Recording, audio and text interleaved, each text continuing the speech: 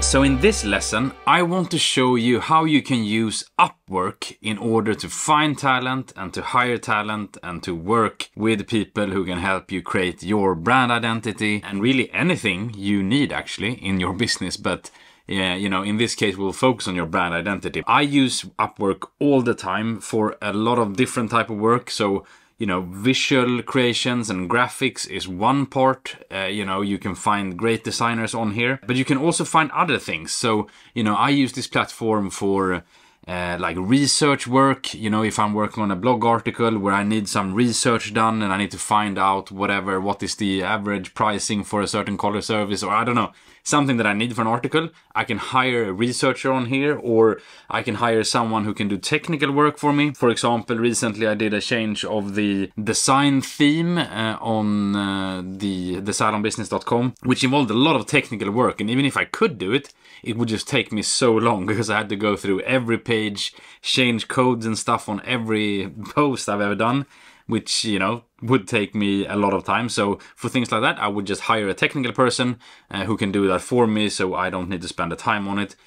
So, you know, you can use it really for anything, and you can hire like virtual assistants on here. So if you have mundane work that just needs to be done, but you know, you should be spending your time somewhere else, you can hire a virtual assistant on here to do it for you. So maybe you have an email opt-in on your website and you're collecting email addresses, but that is not synchronized with, you know, some other system that you have. You could hire someone to sit and to do that for you on a weekly basis or on a monthly basis, you know, just to get the data across, or, you know, doing these kind of like mundane tasks that you really shouldn't be spending your time on, but you can outsource, you know. So my point here is just like Upwork is not just for design, but it's for really anything. You can find any type of you know, work that you need to be done. You can find people who can do it for you on Upwork.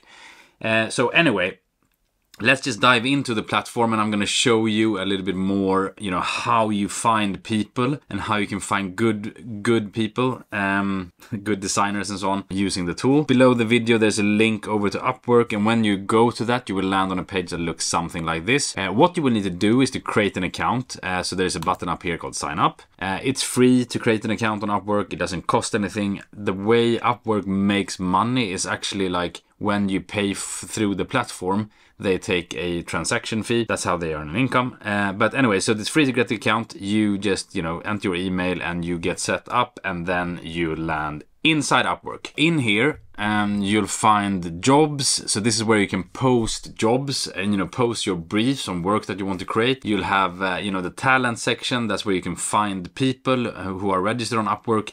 And again, I think, you know, most freelancers and agencies today, a lot of them will be on here, even if they're on different platforms and so on. I think Upwork is one of those, the big ones where a lot of them are registered. So you'll find a lot of people on here. And then you have other things you can pull, like reports. You can have messages, you know, if you want to send to people. And overall, the platform has a lot of support for like managing your work as well. So it's not only about finding people who can do the work for you, but it's kind of managing that full work process. Everything from handling like payments and transactions through the platform, so you don't need to send invoices to different people and so on.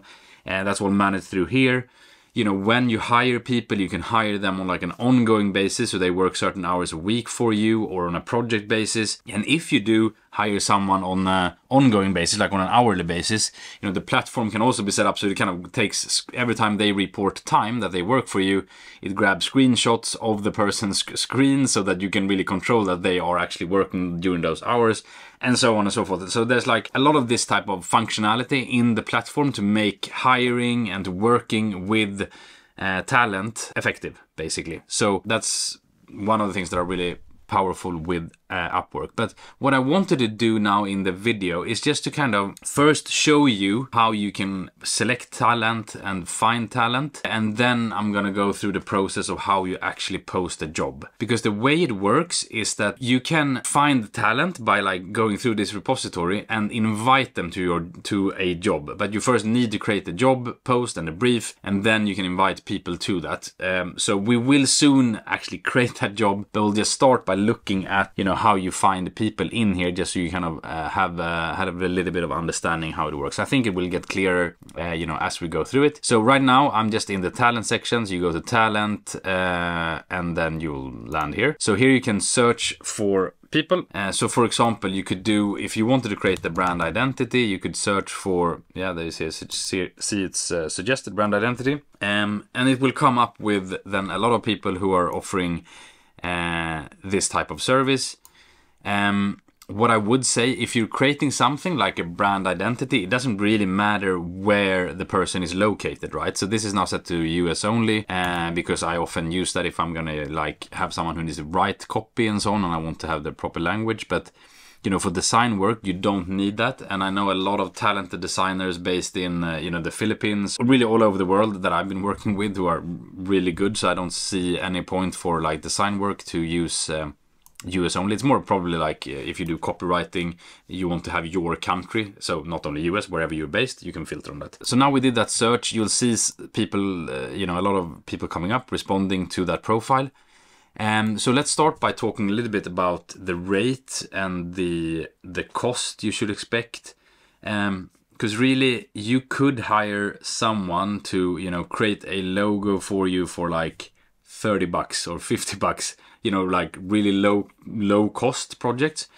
Or you could be paying several hundred for, or even thousands if you want, for a logo, right? So it all depends on kind of the quality and the experience of the designer that you want to hire. So probably for you to kind of get an understanding on, you know, what type of budget you should expect, I think it's good to just kind of, you know, you get an idea by just looking at the list. You have, you know, ranges from $100 an hour, 45, 15 to 150. You see, the prices are very, very different, right? Depending on experience. What I would generally say is, like, if you have someone working for you on design work below the $30-40 an hour, you're looking probably at the like type beginner profile. There's a lot of talented people, right, who can offer these type of prices. And you will also see that people who are new to the platform, because they have little history on here, so they don't have a lot of user ratings and so on, they might offer a very low price in the beginning to be able to kind of get work and to kind of build up their profile. So that's a way that you can kind of find bargains if you want, if you're ready to kind of invest the time in it. But kind of as a guiding mark, I would say, you know, somewhere about $30. If you go up to $100 an hour, then, you know, you should really be expecting to have someone with good experience, because then you're getting closer to kind of when you work with a local agency, that type of pricing, right? So, and to give you an idea, I mean, a good way is just to kind of, when you look at this list, you can look at the, so if we go into this profile, I just pick a random one now, you will be able to see, so this person is charging $50 an hour for their work. You will be able to see like comments around, you know, the experience of working with them. You can see he has very good ratings and all that. You can browse a bit of the portfolio of like some brand and logo design work this person has done in the past, to kind of give a feel of, you know, the quality of work that this person is delivering. So that could be a good exercise for you to understand a little bit, okay, what should I expect in terms of pricing here? We have $40 an hour. Let's just go into the profile and we can look at, you know, what, you know, look at the portfolio, look at the ratings, and you'll see this is a well-rated one. You know, here you can look at a brand identity package, I think, with the logo created, which is quality work. You know, some design material. So, you know, you could spend a few minutes just like browsing around to get a picture for yourself in terms of what you think you will want to be spending for what type of quality. But, you know, for $40 an hour and so on, you should be able to find, you know, something good on here. Again, you can of course go higher, you can of course go lower as well, but just kind of, you know, be mindful then of, obviously there's a element of quality as well that might be sacrificed along the way. So some of the other things I would look at, so obviously the rate is one thing. There are other things that are important here. So you'll see like ratings, so whether they are top rated, meaning they get like, you know, 5 stars on all the products that they do, is important. You have the delivery rate, which is basically how many of the projects that they start, they actually complete. So if you find someone that have a very low completion rate, that probably means that they're not like coming through on the projects. There is some issues there, right? Or clients are not satisfied and that's why they cannot deliver. So I would always make sure, I mean, there could be good cases why they need to cancel the project as well, but I would make sure that, you know, that is above the 90% and that you have a good rating. So on the results page here, you can filter based on this. So you could look at things like hourly rate. Let's say you want somewhere between $30 and $60.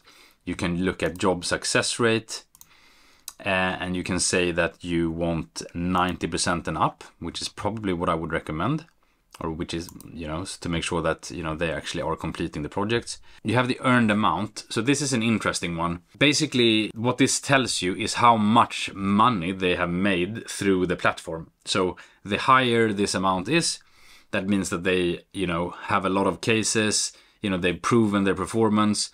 Because, you know, someone who have earned a very little might have a good rating, but that's just like on one job, right? It doesn't say so much. So it makes it safer to work with someone who have a lot of experience and have a good rating and have, you know, good job success of that as well. But on the other hand, that also drives up the price, because that's again how this platform works. Is when people get more and more experience, they get good rating, they have, you know, proven that they've earned a lot on the platform, they will increase their rates. So this is like one way, if you're honestly in budget but you still want quality work, is that you can kind of look for those who are like new on the platform. They haven't earned so much, but they have a great portfolio. You can see that what the little they have done have very good ratings. That's kind of how you can find, you know, low price but still high quality. So, you know, you have other things like English level and so on, which is important if you're going to hire someone to write something for you, and you know, language support. But generally those would be the filters that you would look for. And then, you know, when you're about to hire someone, I recommend you read through some of the reviews, what people are saying. You look through the portfolio to make sure that matches kind of what you are after, and then, you know, you use these measures of their success rate is important, and their rating is important, and you can play a bit with the experience to see, you know, and land on something that matches still your budget. So that's kind of what I have to say when we like look through talent. Because what we're going to do next is that we're going to post a job. So that's how the platform works. You post a job, you write your brief basically, and you post that, and a lot of people can then jump in and respond to that brief, or you can go and invite people manually as well. Typically, if you post a brief which is something like a, you know, brand identity for a salon, you know, within the next 24 hours, you know, I would usually see something like 30 respondents or so jumping on that, or could be higher and so on. But, you know, you will soon get a lot of people just applying to that job who are interested in what you offer. So, you know, what I recommend is typically that you post a job, and then you can go out, you can see if you find some designers that you really like by just like using these search tools here, and invite them to that job. Otherwise you will also get a lot of people responding to you. Okay, so I hope that part is clear. Let's dive into you know, creating your jobs. So we'll go to jobs, post a job. Let that load. You will first be presented with this option if it's like a short-term thing, if it's a long-term thing. Are you wanting to like hire someone to work with you ongoingly? Maybe to like ongoingly create something for you, or is it just like to create your brand identity as a one-off? So let's say we wanted to do a brand identity now, then this will probably be like a short-term project. So that's what we want to do. Then you want to give your name, a name to the project, and this is what people will see when, or like the designers will see when, you know, this new job appears in their feed. So you want this to really be descriptive of what it is that you want. So maybe it is a hair salon brand identity that you want to create, that people would understand. And then, you know, Upwork immediately figures out and suggests what kind of category would this fit into. So if this doesn't match, like now it is brand identity design they want to do, so they pick that up based on what I wrote here. But you can also select if it's other type of work, so that it goes into the right category and matches the right profiles with your job. So we select that and we go next. So now it's time to write your brief. So obviously this is what we're covering in a previous lesson when we talk about how you write your brief, and that is really what should go in here. So what is it that you want? You know, what are you looking for? What's unique about what you want? So I just pre-wrote something here quickly as an example, which is basically following kind of, you know, how you should be briefing. So you want to start with explaining what's the goal, like what do you need? So you need a visual identity for toolkit for my hair salon. And then you'll specify things like, you know, your proposition. You probably wouldn't write it. You could write it actually like proposition, target client, and so on to help. But really like specify, you know, what is this that you offer? Who is your target client? What's your positioning, your brand character? Do you have any colors or fonts or so on that are already, you know, defined that you want to make sure are being used? What deliverables do you expect from the project? So that they know really, okay, what is it that I'm signing up to? I mean, you can add budget in here. There will be other places where we do that as well.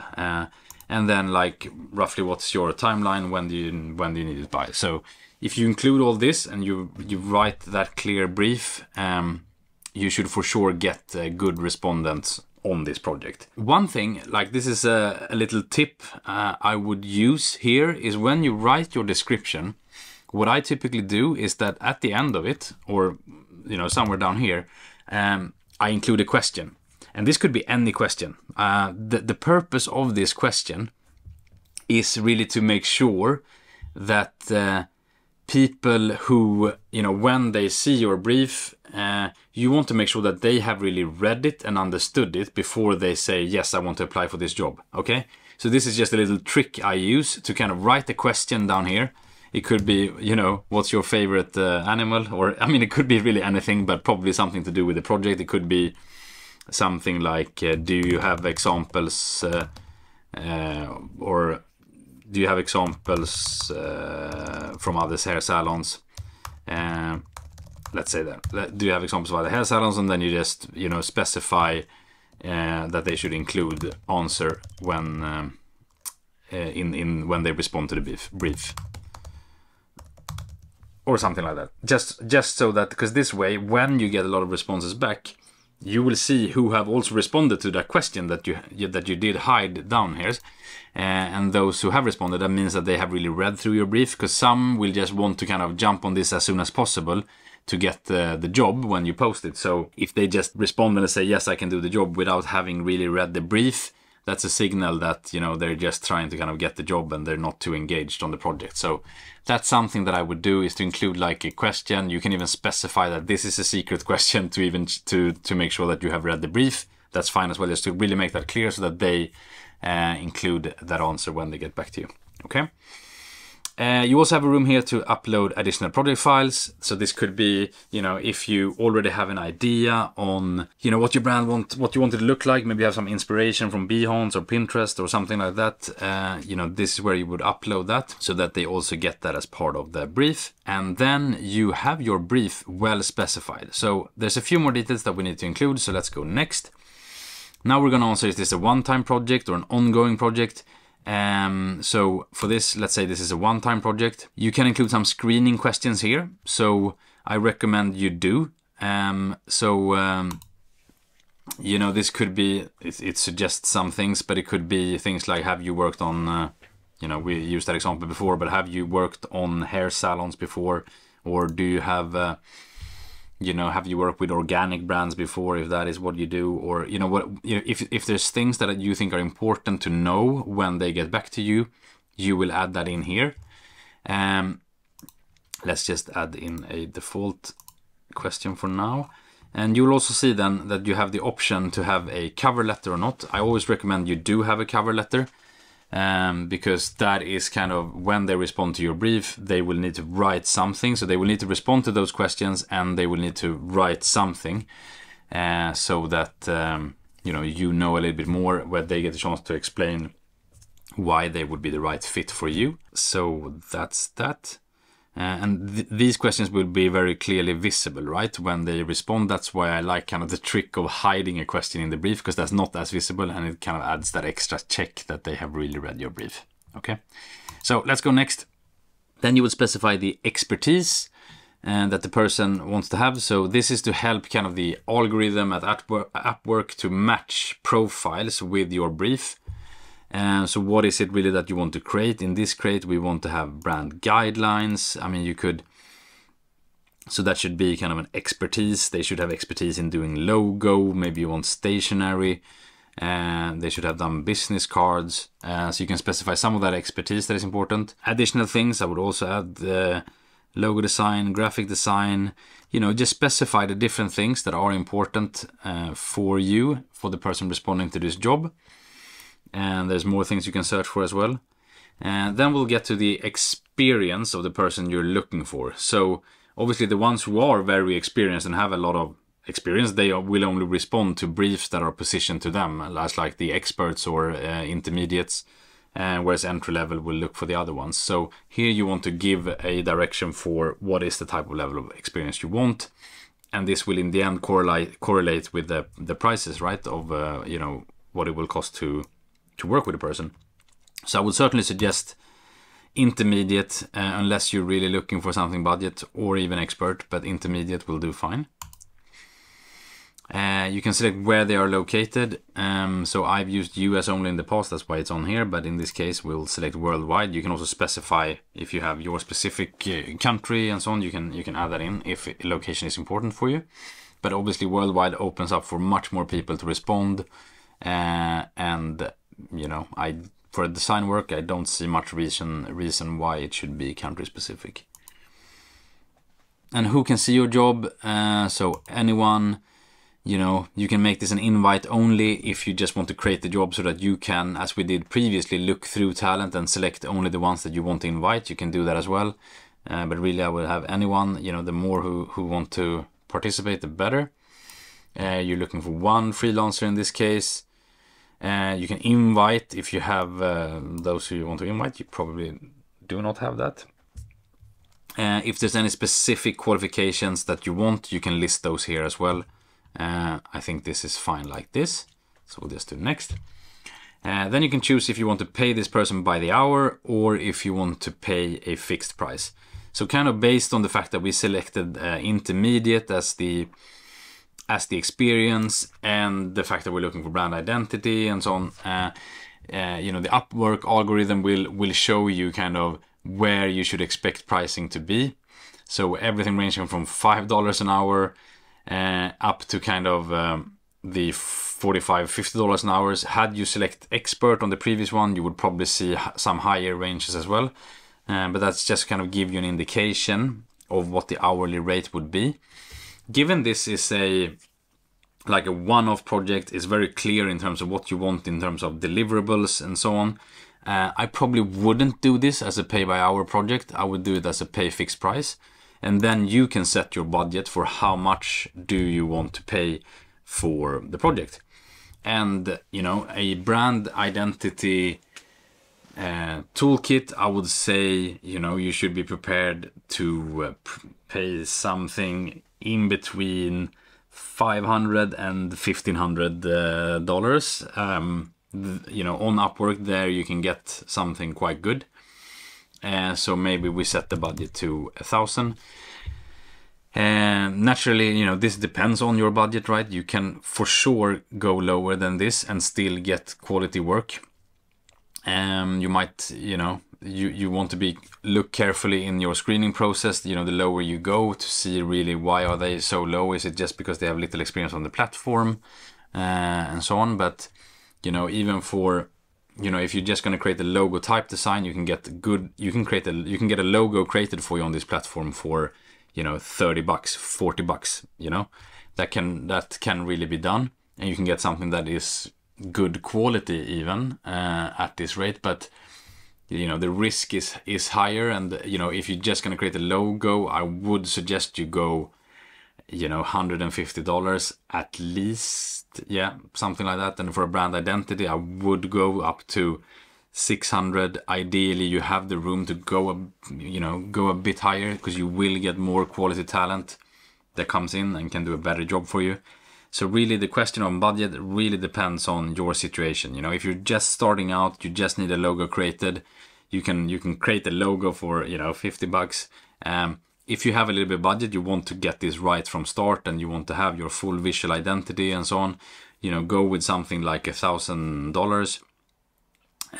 Maybe higher if you feel, you know, the money is not the bigger issue. I would maybe go even higher than that. You will be able to post this, and based on your budget you will get different replies. You can always discuss the rate with the people applying as well afterwards. So this is more to make sure you kind of attract the right type of people to your job. So you set your budget and you go next, and then you get to review your project, you know, the title, the brief that you provided, the expertise, experience. So you can obviously go back and you can modify some of this if you want to, you know, make it only experts, or to change something. You can do that, of course. You can invite specific people, but you know, that's it. So that's how you know, create your brief. You add that into Upwork, and then you just go post job now. What's gonna happen after you post a job is, you know, what I would do is probably like sit back, you know, give it 24 hours. And then you will see there will be like easily 20-30 people, is what I would expect, will jump on this. Could be even more. But you know, you will get a lot of proposals coming in. And then you can kind of, it will look in the same way as it looked when we looked at, you know, how you browse talent before. You will get that list. You will be able to read reviews of previous work. You can check out their portfolio, and you can look at, you know, how, you know, what's their ratings, you know, how much experience do they have, how much money have they made on the platform. And using these factors, you can land on a, you know, find someone that is good. You will be able to start chatting with them and discuss the project a little bit more to make sure that they are really equipped to do it. And then you just kick off the work. So that's really how you post a job, how you know, select talent based on the factors that we just discussed to make it fit your budget but still get the best possible quality. You know, that's how you find good talent on Upwork. And as said, you know, we just looked at the design project now. There's so many different things you can use this platform for. So I think it's worth getting familiar to. It's very helpful, you know, when you start working, to add your budget into the platform. It's like a secure way of paying. You can set up milestones for your project, so you divide the costs. So when they've completed part of the project, you can release a milestone and so on. You can do a few of those project management things, which is helpful when you're, you know, over time, maybe you're working with a few different people here for different things for your brand. It's really powerful for that. It has an app as well that you can install on your phone, so you can like chat with them directly there while they work and if they have questions. This is a platform I use a lot, so I think you will find it very helpful, and that you can get some really good quality work out of it, also at you know, at an affordable budget. So I do really recommend Upwork. As I mentioned before, there are other platforms that are similar to Upwork. There's Fiverr, there's freelancer.com. There's more platforms. I've used them all, or at least most of them. There's probably some new ones now. I find Upwork being the best one in terms of workflow, and also finding good talent and being able to screen talent and find people in the best way possible. So I hope you'll find using the tool as useful as I do, and that it will help you a lot as you design your brand now, but also in the future for anything that you need to support your business and using remote talent for that.